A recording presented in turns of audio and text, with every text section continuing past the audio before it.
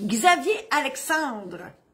Je ne sais pas le nom de famille, mais ça a dû être long à apprendre d'écrire son nom. Parce que moi, Marie-Josée Saint-Laurent, en maternelle, tout le monde était capable d'écrire son nom, pas moi.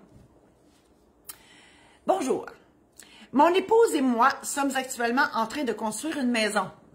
Ça, c'est tout qu'un projet. Nous avons un enfant mineur et nous souhaitons faire un testament. Donc, autrement dit, j'ai une maison qui s'en vient, puis un enfant qui est là. Nous souhaitons qu'un tuteur s'occupe de nos biens et de notre enfant jusqu'à sa majorité. Et nous souhaitons également que tous nos biens reviennent à notre enfant quand elle sera majeure. Donc, c'est une fille. Bravo, félicitations. Première question. Pouvons-nous faire cela, étant donné que ce serait pondre un document qui se projetterait dans l'avenir? Moi, j'ai jamais pondu un document, je suis pas une poule. Ça me fait rire cette expression-là. Moi aussi, je la dis, là. Mais à chaque fois que je dis ça, je vais te pondre un document, on dirait que c'est ça. Je suis une poulette, mais pas une poule. Que je suis comique. Décidément, des vacances. Donc, ben non, justement, un testament, par définition, on se projette dans le futur. Parce qu'il y aura un effet que lorsque vous serez décédé. Donc, bon, Marcel, veux-tu mettre calme là? Donc, nécessairement, on se projette dans le futur au moment où vous décéderez.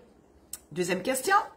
On me dit que les notaires sont autorisés dans une certaine mesure à inclure dans un testament des dispositions qui regardent le futur, effectivement.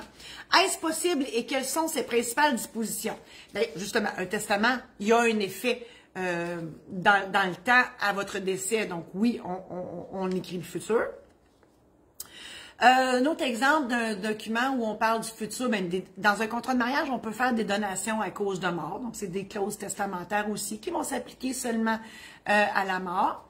On ne pourra pas, par contre, faire un transfert de propriété postérieur. On peut donner un effet antérieur à un transfert de propriété. Et puis c'est drôle parce que j'ai fait ça ce matin. Mais on ne peut pas donner, autrement dit, on ne peut pas faire un acte, mettons, le 10 août, et dire qu'il va avoir un effet seulement le 25. Par contre, on peut faire un acte le 10 août avec un effet rétroactif au 8. C'est ça.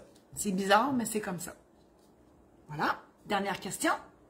Mon frère me parle aussi de la question d'un tuteur pour le cas où ma femme et moi disparaîtrions, parce que ça existe malheureusement, ensemble avant la majorité de notre fille.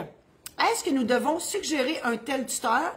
Quelles sont ses responsabilités? Doit-on le consulter avant? Et doit-on inscrire son identité dans notre testament? Effectivement, premièrement, dès que vous avez des enfants, c'est sûr que le notaire va vous poser la question, qui va s'occuper de vos enfants à votre décès si vous décédez avant que les enfants aient 18 ans? Et je fais une parenthèse aussi, même si vous avez un enfant, le notaire va parler des enfants au premier degré. Donc, si vous en avez d'autres éventuellement, ben, ils sont, oh, mon chum, il m'a envoyé un gros bonhomme sourire. Allô, mon chum. Donc, si vous avez plusieurs enfants, vous n'aurez pas à modifier votre testament. Ils seront inclus déjà dans votre testament. Donc, oui, il faut nommer des gens.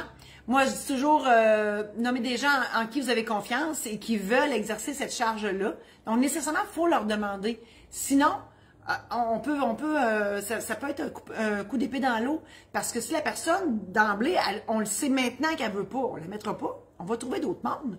Tu sais, puis ça n'a pas besoin d'être de la famille, de grâce, OK? Liquidateur, tuteur, ça n'a pas besoin d'être dans la famille. Ça prend quelqu'un en qui vous avez confiance. Pour le liquidateur, qui a un petit peu la base des affaires, donc qui sait compter et qui veut exercer cette charge-là. Puis pour les enfants, mais quelqu'un qui aime les enfants, puis qui est proche de chez vous aussi, parce qu'on ne dénaturera pas des enfants, là. On ne les fera pas déménager à Rimouski s'ils restent en Abitibi, là. OK? Donc, tout ça est à considérer. Et oui, ça sera consigné dans votre testament.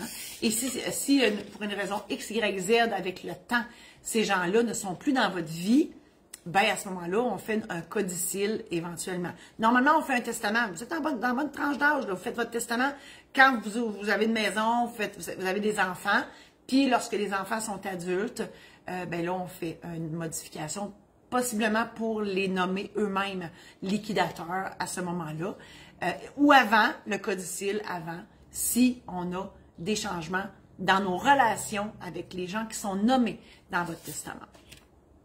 Martine, elle vous met tout ça. Hein? Merci, Martine. Elle vous met tous les programmes en ligne, les aides-mémoires, tous les outils que j'ai développés pour vous rendre la vie facile avant d'aller chez le notaire. Je vous invite, premièrement, à partager cette chronique-là à tous ceux et celles dans vos amis Facebook que ça pourrait intéresser. Je vous invite aussi à visiter mon site Internet qui n'est pas encore prêt. Ben, il est là, mon site Internet. Mais, Madame Rinfret, il n'est pas encore top-notch, on travaille dessus. Et en septembre, il va être vraiment tout changé. Mais tous les programmes en ligne sont là, mes outils sont là, mes coordonnées sont là, donc tout est là. Vous pouvez y aller. Il y a aussi ma maison d'édition, donc Martine vous a mis les liens, maison d'édition saint-laurent.com. J'ai écrit des livres aussi d'anecdotes notariales qui sont passées durant mes 30 années de pratique. Lecture légère d'été, si ça vous intéresse. Le but, dans le fond, mon but ultime dans la vie, à part d'être notaire, c'est de vous aider à l'apprivoiser, ce personnage-là de notaire, que vous pouvez penser qui est beige, drabe, qui coûte cher, qui parle en chinois, etc.